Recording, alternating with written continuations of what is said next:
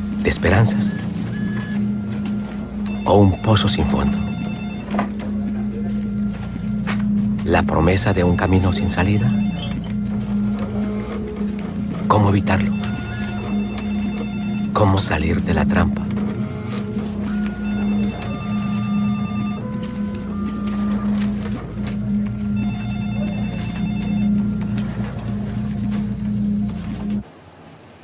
Creo que es muy importante, a medida que este proceso va avanzando, a medida que vamos madurando todo este proceso, también es una radiografía y ir clarificando cuáles son las verdaderas causas de la guerra. Porque la guerra, ahora me doy cuenta que la única causa no era combatir la guerrilla, era uno de los objetivos, pero habían otros objetivos, otros intereses particulares de muchas personas, tanto los hermanos Castaños, como de políticos, de empresarios, militares, muchas otras personas de este país que son los que verdaderamente se han beneficiado de esta guerra. Solo ahora me doy cuenta del verdadero objetivo del conflicto en algunas regiones del país, como en el Orán Antioqueño, una de las regiones mejor ubicadas de la geografía colombiana, donde el objetivo no solo era combatir a la guerrilla, sino reactivar la economía bananera, de que se restableciera el normal funcionamiento de la banana en Urabá, que estaban en poder en ese momento de FARC y EPL. ¿La orden cuál es? Obligar, prohibir de que esos empleados o esos obreros de las bananeras hicieran paros. Y así se logró. Habían paros que duraban meses, cuando la economía bananera estaba quebrada. Y en esa época no volvieron a haber paros en la zona bananera. Son casi 100 muertes de sindicalistas en un solo año, del año 95. Falta el 96, 97, falta hasta la hora del 2004 que nos desmovilizamos. Entonces, ¿eso fue el beneficio de quién? De unos pocos que eran los bananeros y en contra de ese pueblo. Entonces, realmente, quien se benefició de la guerra en Urabá fueron los empresarios bananeros. Todas las fincas bananeras de Urabá nos colaboraban. Allá estaba Univán, Banacol, Chiquita, Adol, todas las empresas bananeras nos colaboraban.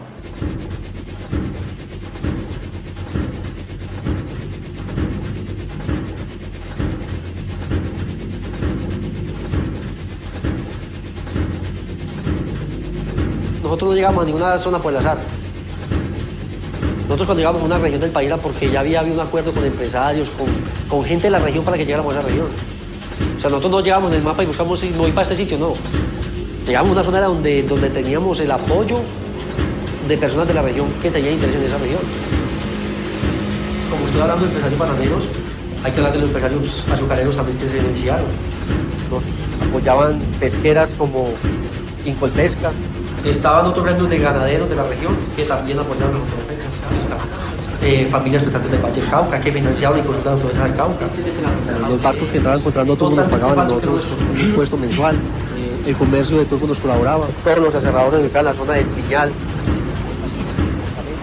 Los comerciantes de San Rico todos nos pagaban una cuota. Los comerciantes de la Galería del Pueblo, de Pueblo Nuevo y Transportes JC, unos comerciantes de abarrotes allá. Más grandes comerciantes de que nosotros como los calemados, Bonilla, de economía lícita como ilícita. Yo de Soteca Capricornio y lo del restaurante Los Baipón. Finqueros, empresarios, ganaderos, políticos de toda clase.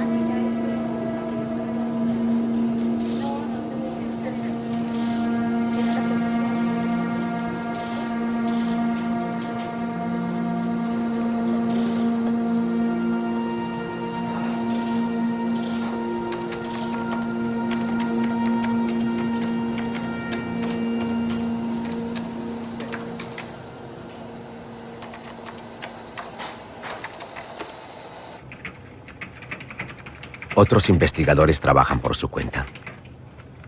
Un trabajo en la sombra para esclarecer un sistema entre las sombras. sus ramificaciones y aquello que engendró, en política, en economía. Desmenuzan ese mundo paralelo y dejan al desnudo el modelo del paramilitarismo. Una pieza más para sumar al archivo. Hoy sabemos, según lo dijo el fiscal general de la Nación, que fueron los políticos los que ayudaron a crear y promover grupos paramilitares para despojar de tierras a los campesinos, para hacerse beneficiarios de un proyecto económico muy rentable, como el de robar tierras, hacer proyectos agroindustriales y además ser copartícipes del narcotráfico. Y con toda esa estructura territorial, militar y económica se fueron tomando el poder político en Colombia. Hoy la justicia, la Corte Suprema y la Fiscalía han logrado demostrar que por lo menos 1 de cada 3 puestos de elección popular en Colombia, alcaldías, gobernaciones y el Congreso, que es la pirámide máxima, fue cooptada y capturada por este proyecto conjunto de las élites políticas y económicas regionales que crearon ejércitos y que se asociaron con el narcotráfico para tener ejércitos propios, para darse seguridad y para despojar a millones de campesinos de sus tierras y hacer negocios muy rentables.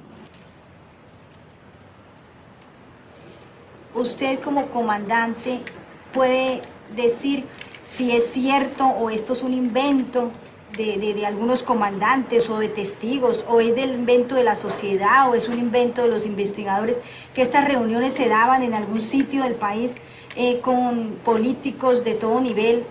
¿Qué puede decir de eso? Señora fiscal, en el año 97-98, cuando fue el verdadero crecimiento de las autodefensas, en los sectores donde permanecía Carlos Castaño, llegaban diario 4, 5, 6 helicópteros con personalidades del país. Carlos mantenía la agenda del año ocupada todo el año, militares, empresarios y políticos.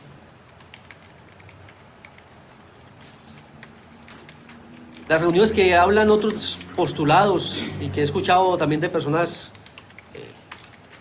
de la sociedad, sí, son muchas reuniones, se hicieron reuniones en la finca 21. El objetivo era que cada uno de los representantes de los bloques llevara sus aliados políticos a esas reuniones, a esas cumbres de autodefensa, donde se tocaban los temas políticos del país, donde se trataban de hacer alianzas o acuerdos para elegir candidatos.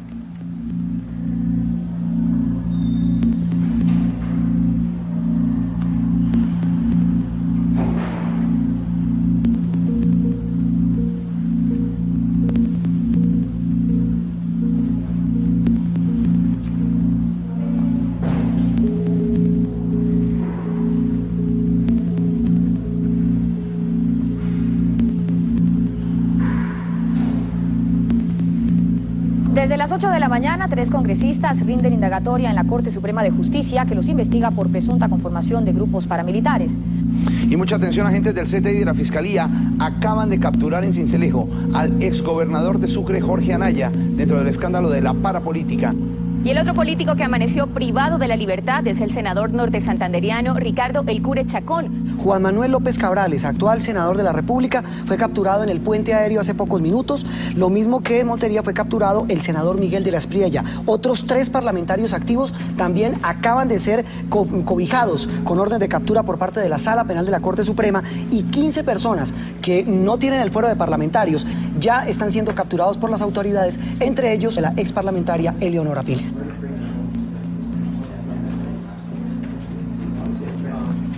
Abril del 2008. 28 parlamentarios detenidos. Una tercera parte del Congreso investigado. Todos miembros de los partidos de la coalición de gobierno. El cerco se cierra alrededor de la presidencia.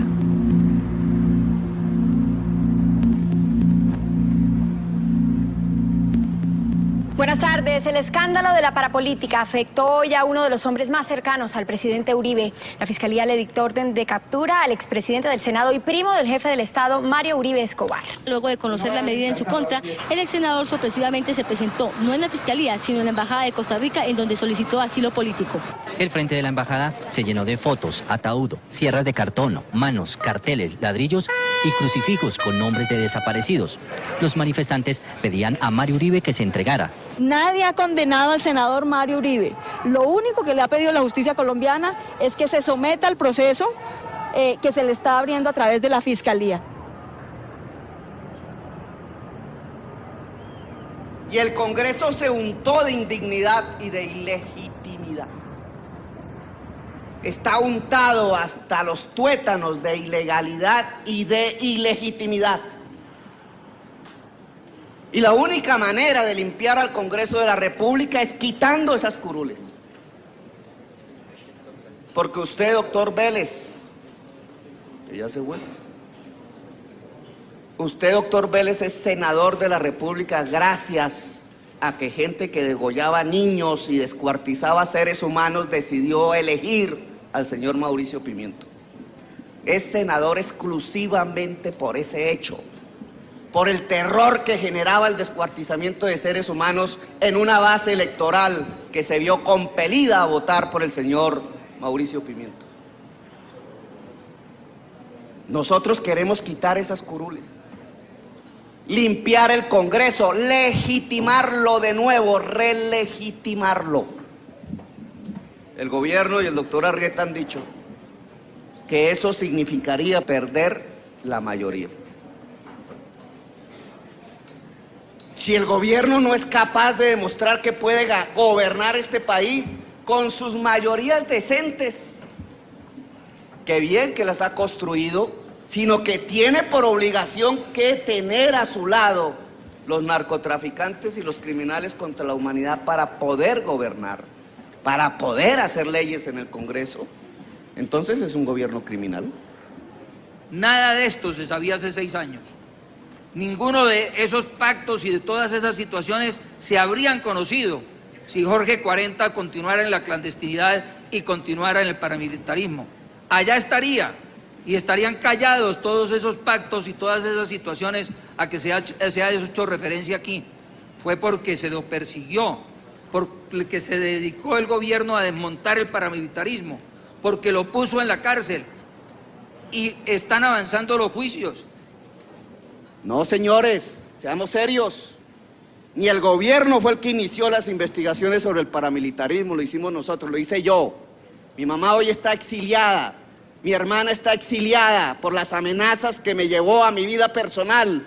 El hecho de afrontar en estos espacios la necesidad de tener que denunciar con nombre propio que fulanito y sutanito eran amigos de los masacradores y descuartizadores de seres humanos, mientras el presidente de la República se dedicaba a insultarme y después a nombrar a esos asesinos embajadores y cónsules, representantes de la sociedad colombiana ante el exterior.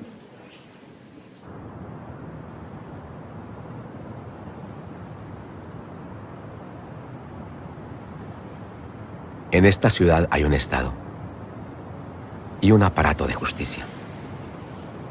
Y hay funcionarios honestos y valientes.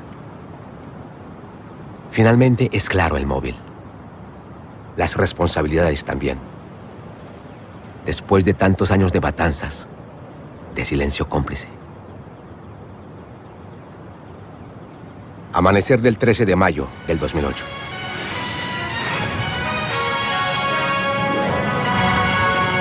Sorpresivamente, el gobierno extraditó esta madrugada a los peces gordos del paramilitarismo. 14 jefes desmovilizados de las autodefensas, entre ellos Salvatore Mancuso, Diego Fernando Murillo, alias Don Berna, y Rodrigo Tobar Pupo, alias Jorge 40, fueron puestos en manos de hombres de la DEA que se encargaron de trasladarlos a Estados Unidos. Los extraditados tendrán que responder en Estados Unidos por los delitos de narcotráfico y lavado de activos. A las 3 de la madrugada comenzó la reseña de migración, la identificación de cada detenido, el examen médico y la entrega a los alguaciles de la DEA. Luego, en fila, fueron llevados al avión sin tiquete de regreso por ahora. Los 13 detenidos tienen varios delitos en común, como concierto para delinquir, enriquecimiento ilícito, secuestro y homicidio agravado. Pero ante las Cortes Federales de los Estados Unidos en Miami, Washington y Nueva York, deberán responder por posesión y envío de drogas, o narcotráfico y lavado de activos. Precisamente el presidente de la República acaba de explicar los motivos que lo llevaron a tomar la decisión de extraditar a los 14 ex jefes de las autodefensas. Porque algunos de ellos habían reincidido en el delito, después de su sometimiento a la Ley de Justicia y Paz.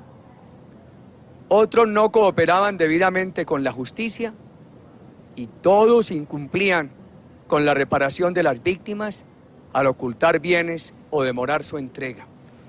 El gobierno ha pedido y los Estados Unidos han aceptado que el Estado y el pueblo de Colombia puedan enviar representantes a los juicios que se adelanten en aquel país a fin de continuar en la búsqueda de la verdad. Mientras tanto, el representante de las víctimas de los crímenes de Estado, Iván Cepeda, dijo que las víctimas sufrieron otro golpe con la masiva extradición. Es una violación clara a los derechos de las víctimas y implicaría un fracaso de la Ley de Justicia y Paz. Lo que más nos preocupa es el problema de cómo se va a saber la verdad sobre los crímenes que cometieron, quiénes son los cómplices de estos jefes paramilitares y además de eso, pues dónde están los cuerpos de miles de personas desaparecidas. El problema es por qué estamos privilegiando el narcotráfico, que si acaso reparará a las víctimas del narcotráfico en Estados Unidos, y no juzgándolos por la justicia ordinaria para los crímenes de lesa humanidad, que era lo que iba a reparar a las víctimas en Colombia.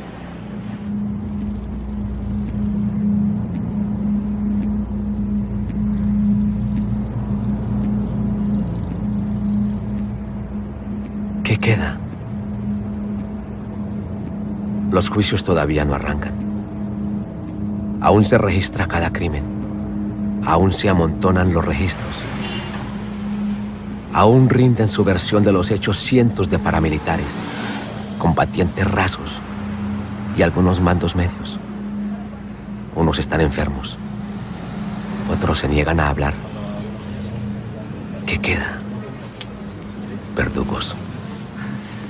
Torturadores, autores intelectuales. Queda el comandante HH, la última esperanza de las víctimas, el último en hablar. Señor Eber Velosa García, ¿jura usted decir la verdad y nada más que la verdad en lo que hace a la cita que usted refiere dentro del grupo de los 6 y personas que apoyaron o asesoraron a Carlos Castaño en el impulso o crecimiento de las autodefensas? Lo juro. Ha mencionado usted los días anteriores este grupo de los 6. ¿Qué quiere decir ese grupo de los 6? Es un grupo que no me lo he inventado yo. Muchos otros comandantes han hablado del grupo de los 6. Pero por razones de seguridad, que la Fiscalía conoce y que estamos esperando un tiempo prudente para las situaciones, no podré decir otros nombres hasta que no se cumplan esas condiciones. Y eso sí tenganlo por seguro que en cualquier momento en que yo tenga la garantía suficientes, no para mí, sino para otras personas, yo aportaré esos nombres a la Fiscalía y a las víctimas que lo merecen y al país que lo merece. Este hecho no solamente lo ha denunciado el postulado aquí, sino que es conocimiento también de la Procuraduría, las amenazas al postulado. En consecuencia, esperaremos como... Finales de julio del 2008. 2 meses después de la extradición de los jefes paramilitares, el gobierno anuncia el siguiente paso: su intención de extraditar a HH. Los defensores de las familias de las víctimas, los funcionarios de Justicia y Paz, piden apoyo. La justicia internacional interviene. El juez Baltasar Garzón de la Audiencia Nacional de España y el fiscal general de la Corte Penal Internacional, Luis Moreno Ocampo, se desplazan a Colombia.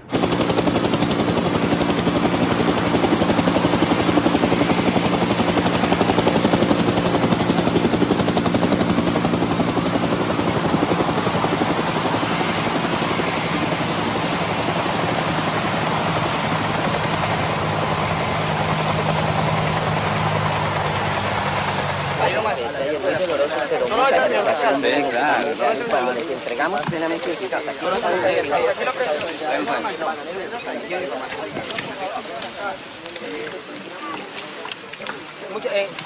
por favor, que nada.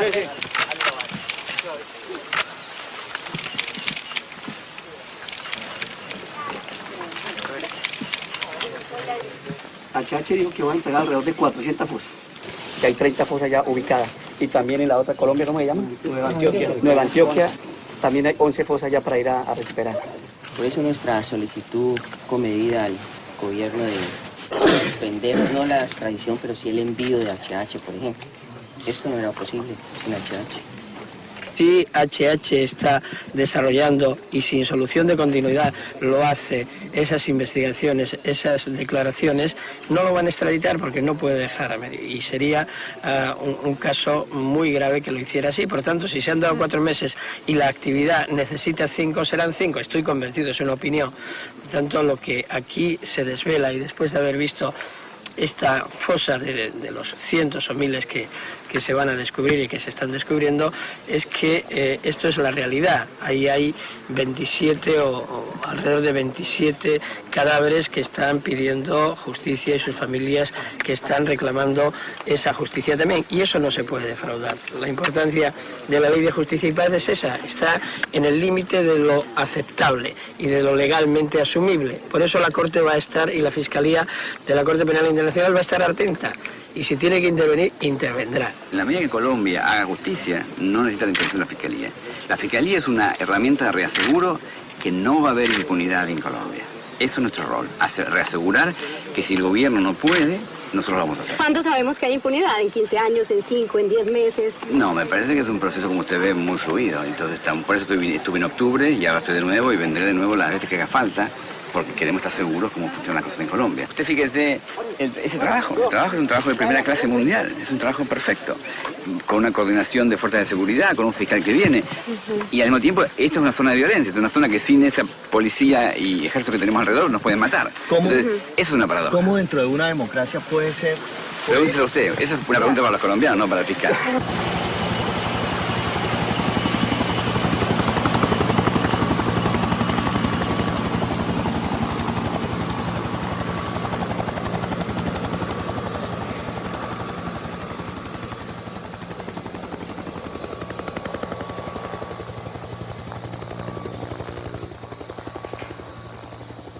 Quisiera preguntarle a las víctimas del país si será que Colombia sí está preparado verdaderamente para escuchar la verdad, porque cada que hablamos de las personas que se beneficiaron de la guerra, salen los héroes de la patria de este país a decir que somos unos mentirosos.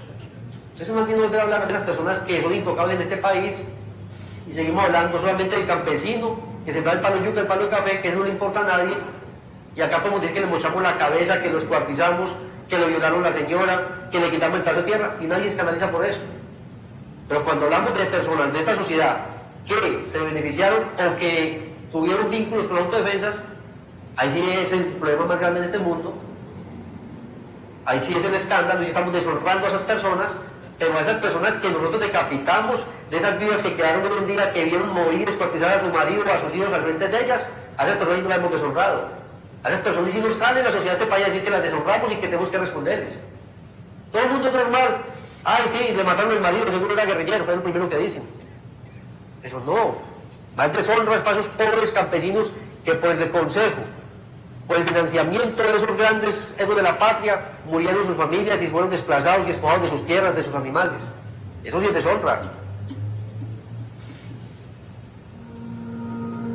Bajo fuertes medidas de seguridad y en medio del rechazo de centenares de sus víctimas, fue extraditado a Estados Unidos el temible ex jefe paramilitar Eber Velosa, alias HH. Hacia las 7 de la mañana, esposado, el temible ex jefe paramilitar abandonó su celda. Para muchos, al salir extraditado hacia los Estados Unidos, alias HH, deja de confesar más de 11.000 delitos, entre ellos 2.500 desplazamientos y 34 reclutamientos a menores de edad.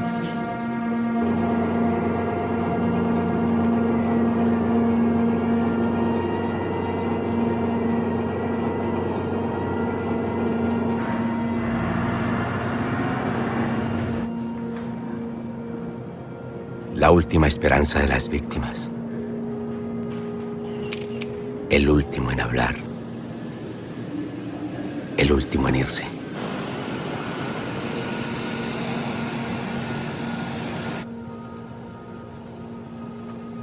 La Ley 975, conocida como Justicia y Paz, tenía 4 objetivos. El derecho a la verdad, el derecho a la justicia, el derecho a la reparación, la garantía de no repetición.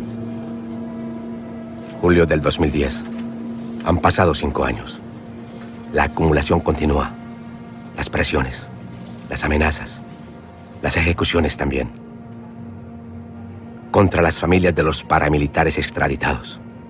los magistrados, los funcionarios de justicia y paz, los defensores de derechos humanos, los periodistas independientes, las organizaciones de víctimas. Justicia y paz.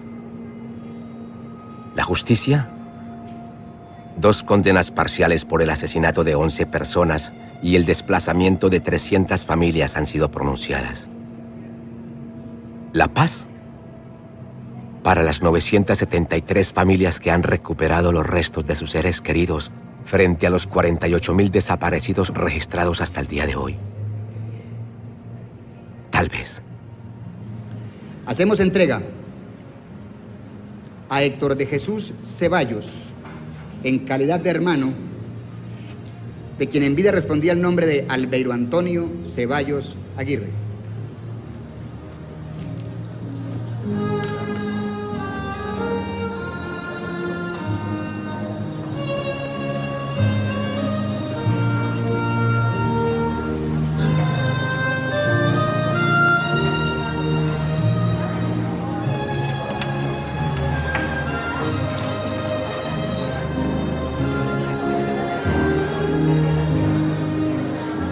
Dari Iquita, en calidad de sobrina, se hace la entrega de los restos óseos de quien en vida respondía al nombre de Joaquín Emilio Navales.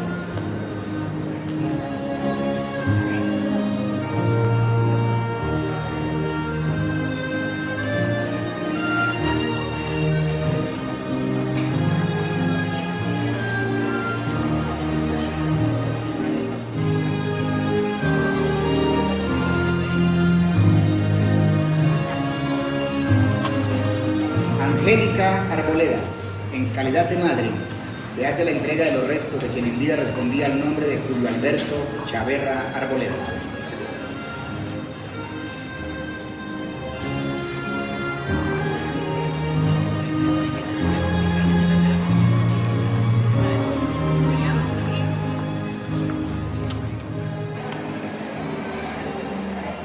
Jesús Rolando García Duque, en calidad de equipo, se hace entrega de los restos óseos de quien en vida respondía al nombre de Julio César García Amor.